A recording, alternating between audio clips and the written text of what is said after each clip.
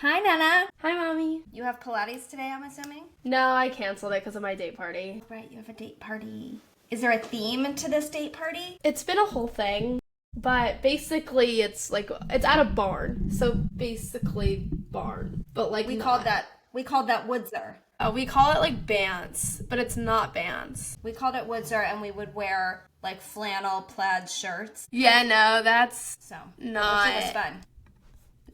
What happens anymore? Well, that'll be fun. Is it like a late night? Do pre-party? No, we are pre-gaming, but it starts at 8, so we're gonna get there at like 8:30, and then we may go out for a little after, but... Did you listen to the Call Her Daddy with Andy Cohen? No, but I need to. Was it good? It was good. Yeah, it was good. And right now I'm listening to the one with Taylor Momsen. Welcome to the Social Dialogue Podcast. We're a mother-daughter team, both working in the world of social media management. Join us as we share our different perspectives on life today, including trends, fashion, friendships, and career, and how social media impacts it all. Together, we bring two perspectives to one conversation. I'm Shane. And I'm Jenna. And we're excited to bring you this new episode of the Social Dialogue Podcast. So, today, we have one of my favorite people as a guest. And Jenna already knows Stephanie. It was years ago. It was years ago that you took our photo when we were teaching. Louisville Family Fun, right? Yes, Louisville Family Fun. And I did not pull your official bio because your official bio is probably 15 pages long now. So I'm just going to introduce you to our audience as Stephanie White, founder of Louisville Family Fun, also Dr. White, she has a PhD, also math teacher extraordinaire, like whole other level of math teacher. She actually makes students love math. Can you do that to my brother? Okay, enough with your brother. And breast cancer survivor. So Stephanie, we're so excited that you're here. You and all of your chapters of life. We're really happy that you're here. And I know we had talked about doing a podcast, but you're just so busy with your life that it's hard to do. So at least we get to have you on as a guest. We're so glad that So you're I'm here. the replacement. Yay, me. Yeah, she did choose you second. Yes, we couldn't get our act together to schedule it, but this is awesome. Yeah, this is awesome. You two together. I love it. Thank you. We're having a lot of fun, but we're excited that you're here. And I kind of want to talk about like how you started down your first career path, because we actually met on Twitter. Mm-hmm. You were one of my first from Twitter to real life friends. And then we met face to face at the ABC Kids Expo that was here in Louisville. You had at least one in a stroller. It might have just been Maggie, and James might have been walking with you. I don't remember. You might have had a double stroller. I don't remember. But we met face to face. I was helping out sort of a friend client at their booth, and you were walking by. What? Was it the straw thing? I'm having a memory. The straw that would not come out. No, not the straw thing. It was Itsy Ritsy. Okay.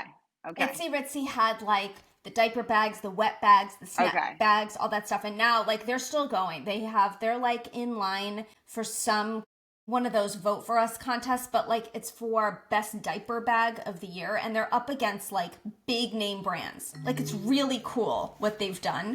Okay. But this is when they were still relatively new. Although I think at that point they were already a Nordstrom, maybe Target. So like they were big enough to be at the ABC Expo, and you were there as an attendee, and we met face to face, and we had both kind of launched our businesses, and now you're like famous. Everywhere you go in Louisville, people are like, "You're the Louisville Family Fun lady." Yes. I mean, I think I went through a phase where I really was front and center on my business in a very huge way. And during that time, I definitely was recognized everywhere I went in Louisville. But I think now that is much, it's a little bit lower just because I'm not as front and center. Like I'm not the face of it anymore. And so I'm still there. I'm still in the operations. I have to go fix something tonight on it. But I'm not like the one you see all the time and posting videos and photos and that kind of stuff anymore. But definitely like when my kid was, when they hit like 8th grade, they didn't want me to take new pictures for Louisville Family Fun and post them, but I can still use their old fake pictures because they wanted their modeling fees every year. I paid modeling fees for the rights to their images. And so they wanted that. So sure, mom, you can use my image, but no new ones, right? So I got crafty. Like if they were walking away, I would take a picture from them, them behind, but not like their face. But definitely from like, by the time James was like kindergarten through like, say, 6th grade or something like that, like he got recognized by the cafeteria worker. One time she came out into the cafeteria and was like, does your mom have a website? That's so cool. And he came home and thought it was cool that he was famous. But then, later on, kids in high school would take screenshots of old photos of him that were on the website and they would use them to make fun of him. So it came like full circle. He was like, I don't like this. I don't know if this is worth the money. And then at the end of the year, it was worth the money. Right. So tell our audience a little bit about how Louisville Family Fun came to be. Like why'd you start it?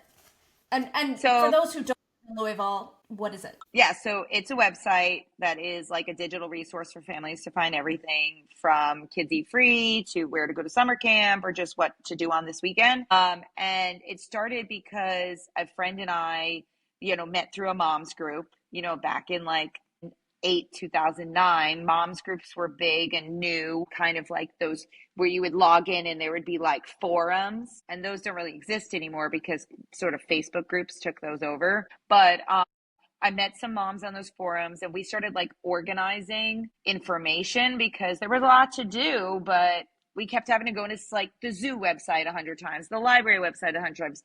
And we kind of like, what if this was in one place, And so we started a shared, this was when like these were new. We started a shared Google sheet where we would put information in there, our favorite things to do. So we thought that was big technology, right? And then that got embedded into a website, which then became the blog, and with the calendar that we created as the driving force for that. And it became a business when a woman who owned Heartland Music Together came to me and was like, I want to advertise. And I was like with money? You want to give me money? I did not know that part of the story. That's really cool. Yeah, she just came and was like, can I advertise on your website? Like, how much does it cost? And I had to be like, to my husband, go, somebody wants to give me money. He was like, guess you have a business. And I had to figure out, how much money do I ask her for? I had no idea. How do I put it? I didn't know how to put an ad on. I emailed her back. I was like, this is how much money and this is what I need. And I literally didn't know how to do it at that point. Fascinating. And then I just took her money and figured it out. You became like a Google wizard. I mean, the amount of information you know about Google blows my mind. Which has changed. And there's like, not for the good in terms of businesses like mine. But yes, up until say 18 months ago, I could work some magic with Google. But Google has just totally changed its algorithm. So I'm prioritizing AI responses, which it draws upon websites like mine to get that information, but we then don't get the traffic because people read the synopsis and don't come to the website.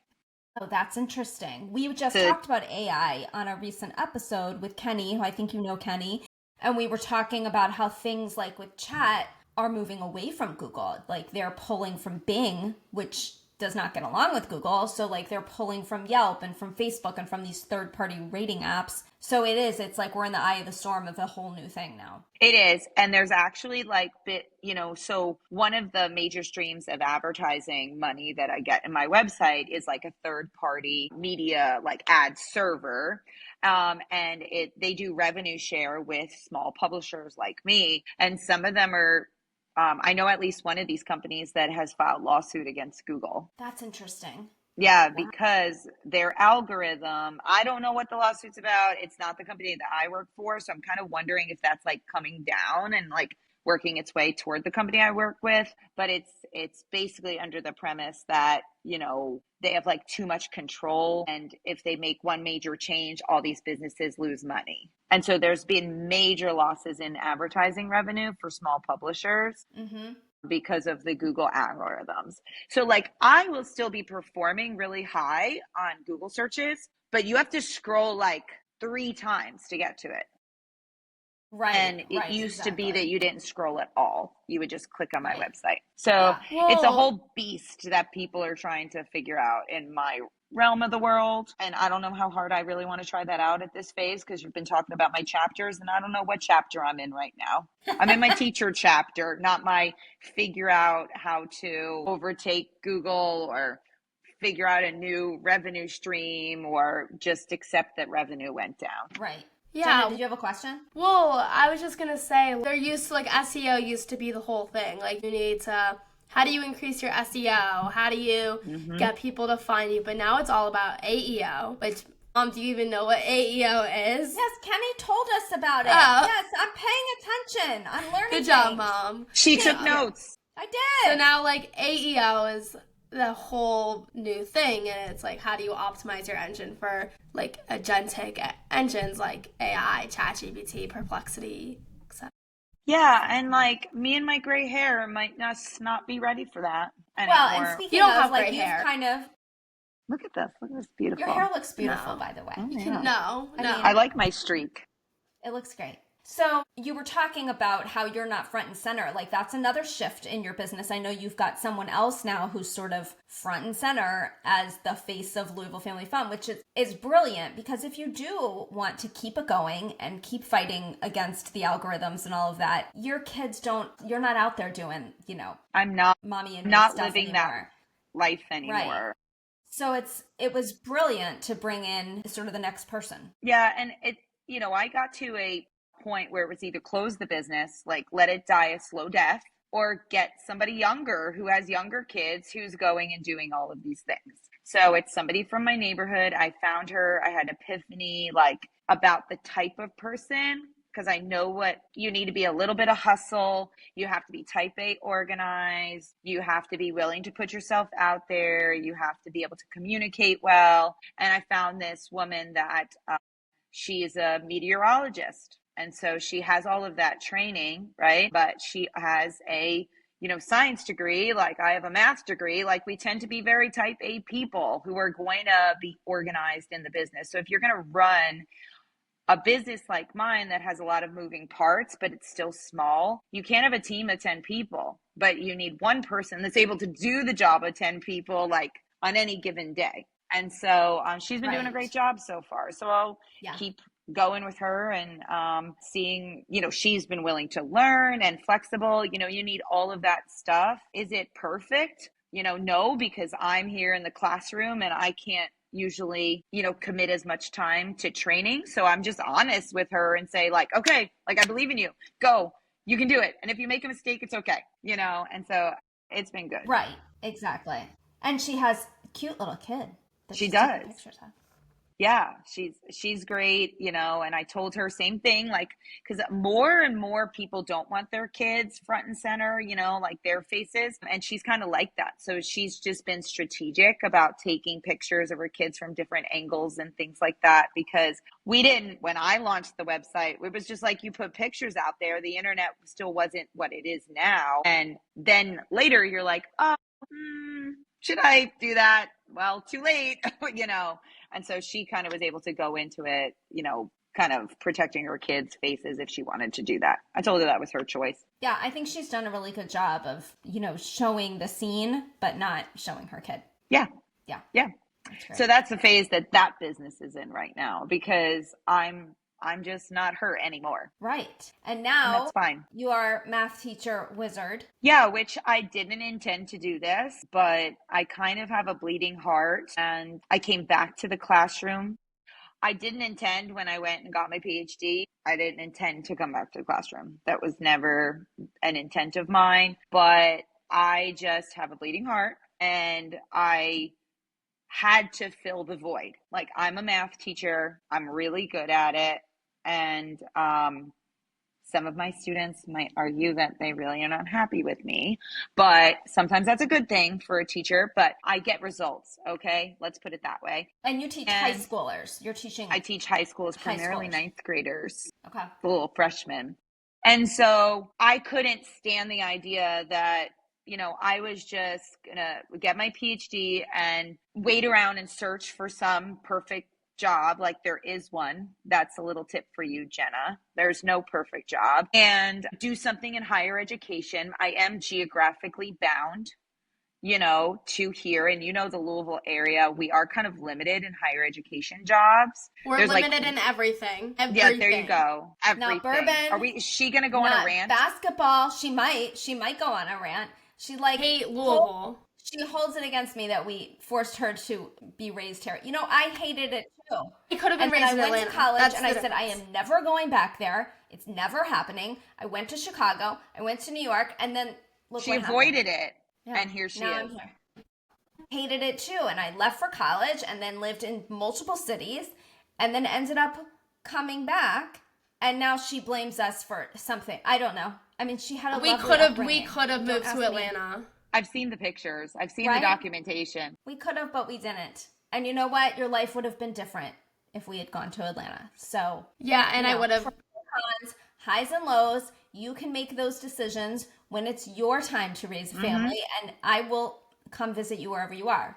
I might move. And I did the same thing. I moved all over the place after college. I went to college far away from home. Moved to Texas I grew up in New York. I went to college in North Carolina. I went to Texas for 5 years. We went back to North Carolina. Then we came to Louisville. And we don't even know if this is our final destination. We've talked about that. And so that's kind of like the idea that I kind of, my husband has a really great job here. We're not moving for my job.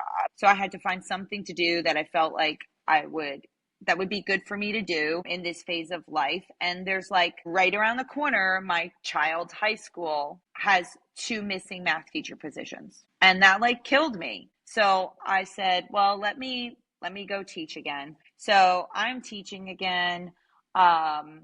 And I'm in my teaching era, but I don't know if that's the permanent era, right? Like that, I don't think it's going to last very long, but it is good for me. My daughter's teaching ACT also. Yeah, I do a little side hustle, but ACT, SAT, and my daughter's a junior, so I like having the same schedule as her for these 2 years, and then I'll reevaluate. And I'm pretty transparent about that, so I'm not like concerned that somebody's going to see this and go run to the principal and say, Stephanie's going to quit in 2 years. No, I'm not. Like, I don't know what I'm going to do. That's the whole point. You know, yeah, it's flexible. It's a process.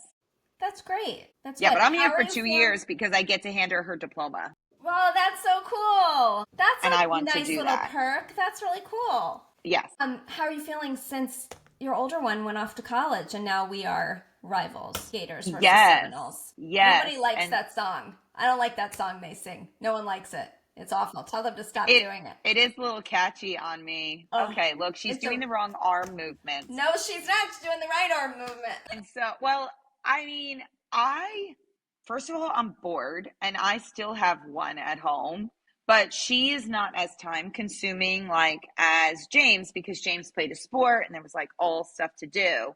And so I go on the weekend and I'm like, I don't have anything to do. Like, what are we doing? Funny. This weekend? Mine were reversed. I was not part of Jenna's high school activities. It was a youth group. So, I don't go to that. But Ryan's running kept me busy every weekend. I mean, we were always looking forward to this meet or that meet. And over the years, like we knew Shelby County's coming and Rumbles, like we knew the names of them. We knew where they were and we knew the parents. And it was like a whole life. And so when Jenna left, it didn't really change my life. But when Ryan left, it was just totally different. Yeah. Totally. And so that's how this is. Not that Maggie doesn't demand some sort of time, right? But for the most part, her activities are individual with her art. And I'm not just sitting there like, hey, can I watch you do art? Like that's not happening.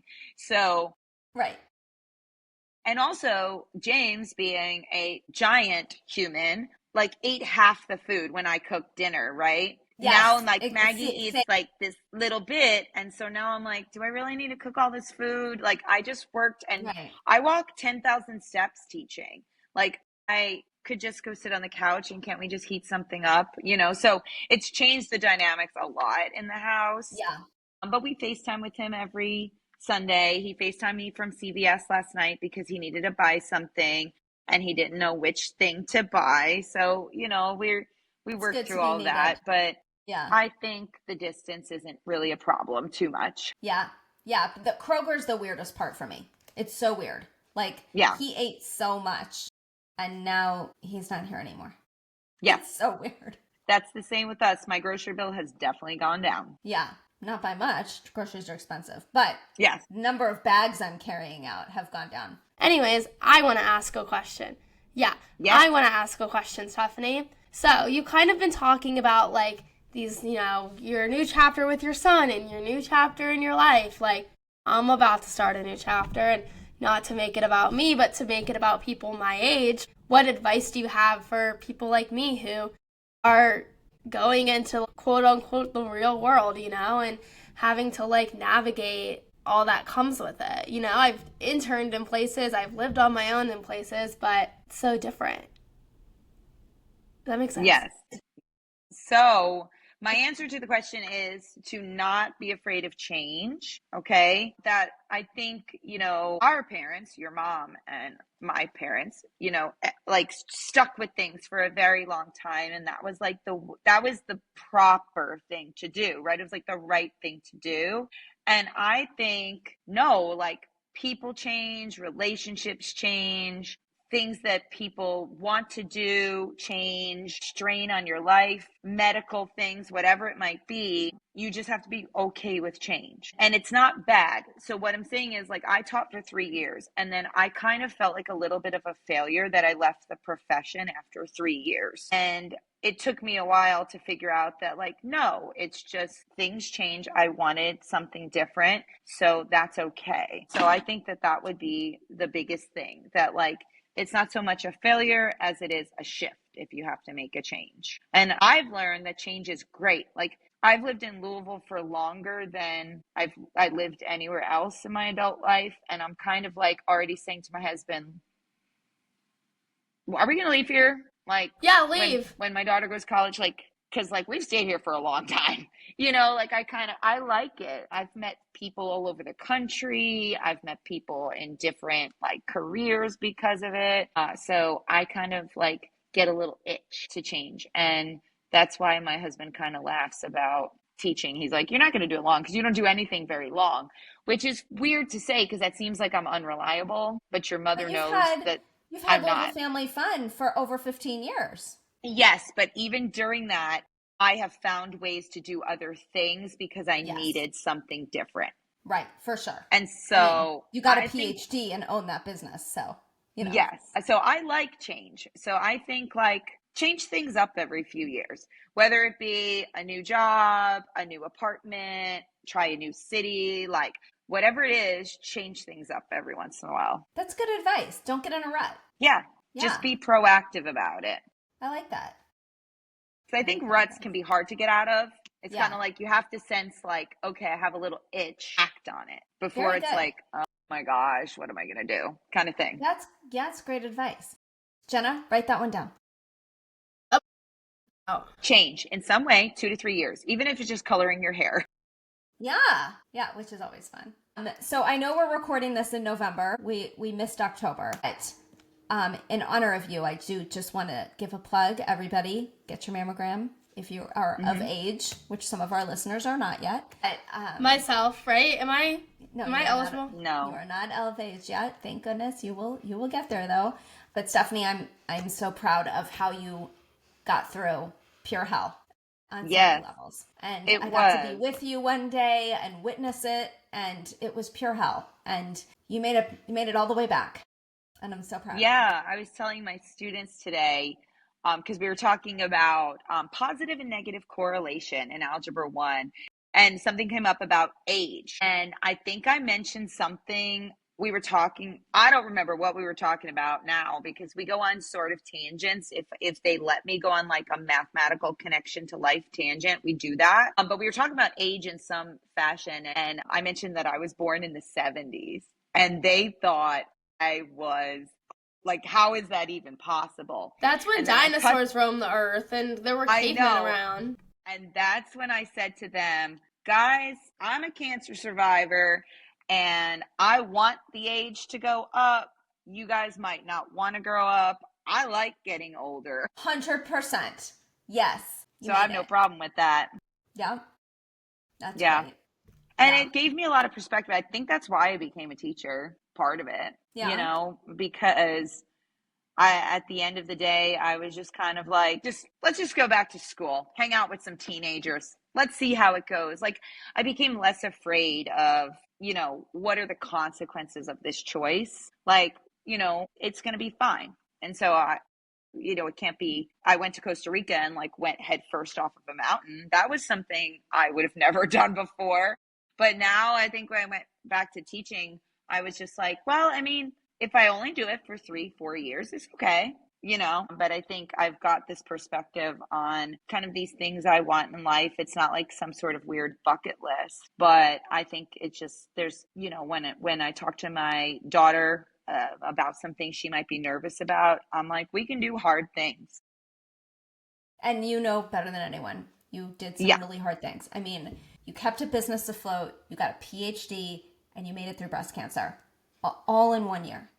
And you had a few other life challenges. Yeah, my mother passed away a month before I got diagnosed with cancer. Yes, yeah. Unexpectedly. So. It was wild. It was there's some little chunks of time I'd like to erase, but there are lessons learned in all of that. And so that would be another tip for Jenna as she goes out into the world is bad things are gonna happen. And you just have to rein in, use your mom. I called my mom all the time. What do I do? Help me out. You have that relationship, right?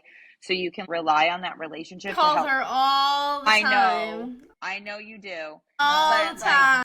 That's what's so great about that relationship, right? It's if something bad happens when you're 25, 35, 45, whatever it is, you have somebody who you can get this honest help from, and not be afraid to, just, this is what happened. I need your help. How do I get out of this? And learn how to cope with what life is going to throw at you, because you can't control everything. Are you a controller? Do you like to control? Yes. So especially at the airport. You're going to have to face the control problem, right? Because there's things you can't control. Projects continue in the real world. Fortunately for me. Jenna has never been a group project lover, but she wants to go into advertising. So she has to do group projects. Collaboration with people who want to collaborate. That's fair. I do not like group projects where the entire project is on my shoulders. That's fair. There is a difference. There is a difference. Yeah, you're right.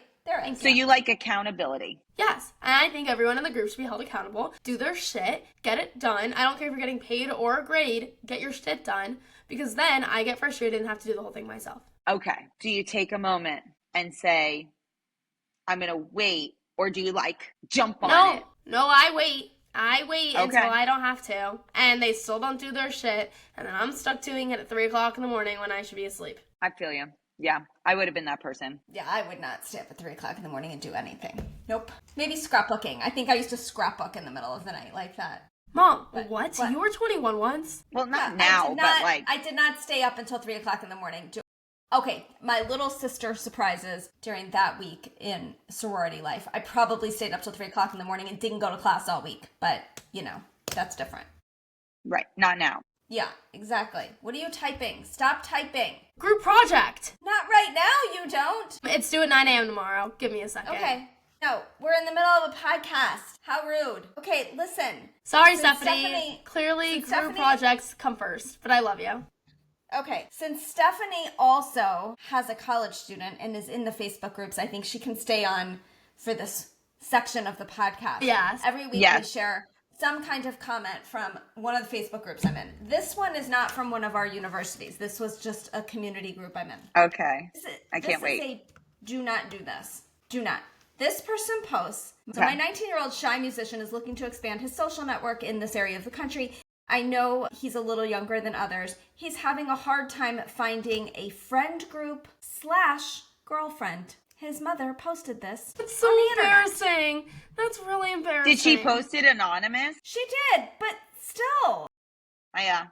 He's having a hard time finding a friend group or a girlfriend. He's having a hard time finding a girlfriend. What? And it's really embarrassing that I have to be posted on the internet.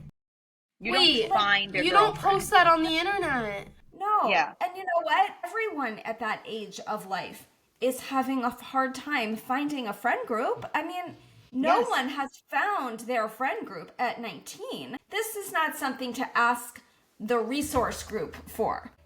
No, maybe you go on and you ask, like, does anyone know of names of, organizations that my kid can get involved with in such and such city? Maybe the kid lives in a different city than his mom and they don't know any local, events or organizations. Right. That's Networking a fair events, things question like to that. ask. And then she can send that on to him, call this organization, call this networking group, call this philanthropy, whatever. But I'm just out here anonymously looking for friends and a girlfriend for my son. Please don't do this. Please, No, everyone, don't just post that on stop. the internet.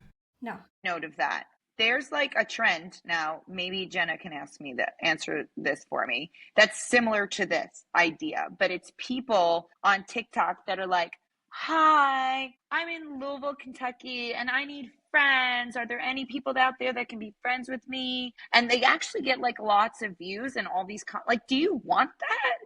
I Like, see it's them. weird I to don't me. engage. It's weird. It seems inauthentic. Like you're just going to get a bunch of random people you may not like to, quote, be your friend. But it geo-targets me because it knows I'm in Right. Louisville, and I Exactly. see them occasionally, and I'm like, is this like a ploy to just because they get more views that way? Followers. Or are they actually, Yeah, it's weird. like, is this the thing? It's kind of like what this mom is doing. Like, can we find me some friends? Like, I'm old school. Like, if you want to find some friends, you go out where human beings find something are. you're interested in and find somewhere to do that. Like maybe you like to work out, join a gym. Maybe you like to, do we sound art. old, Jenna? No, I don't think that should be posted on the internet. I think Okay. friends have to come authentically. It's not a lasting friendship if you're forced into something. Sometimes the internet can give you things, but the internet gives you the start and you have to build on it. What might be like. And the kid using the internet. This is his mother doing it it's for not, him. your friendship That's has so to be weird. authentic. And the adult, their job is to help their child. Like, I would go to my child and just ask questions of them. What about this? Have you thought about that? Where could you look for this, to try to teach them? But maybe that's because I'm all teachery. I wouldn't go ask somebody I'm not on the teacher. internet. Yeah, like I coach my kids, I advise them, but I don't go on the internet and do it for them. Those days are over. Like that is for toddlers and baby playgroups. And I guarantee this kid is not calling his mom and saying, "I can't find any friends. Can you go post on a Facebook group and find some for me?" Like he probably has no idea his mother did that. I bet this kid probably doesn't even know about these Facebook groups. The only reason I know is because you complain about them all the time. But I told her, well, I watched one of your like Instagram videos or something. I commented, you have a love-hate relationship with them. She finds them comical. I do. But she hates them. But I also hate them because I don't understand these people really who are think like, you should stay in them. No, absolutely. I mean, the only reason I would stay in them after you graduate is for this podcast, so I can keep pulling. But yeah. And I will say that from Jenna to Ryan, which was 3 years later, the parents got worse. Like the questions got worse and more like Google. Like they're using these Facebook groups like Google. The other day we had one. Can anyone tell me if there's a mailbox on campus? What? Your kid has a full-on computer in his hand. He can Google if there's a mailbox. I'm not in one of these groups for Florida State. You are so lucky. I guess I never joined them. I think you should join. Independent kid. I have a really independent kid. I do too. I have 2 independent kids. It's crazy, but I think you should join for entertainment. When she was a freshman, I joined because once in a while there'd be a good piece of information, like you have to do this when you load your stuff into the dorm or whatever it was. But I would screenshot that and send it to her. And 9 times out of 10, she'd be like, I already did that. You're like 5 weeks late on telling me this. You're 5 weeks late on a lot of things.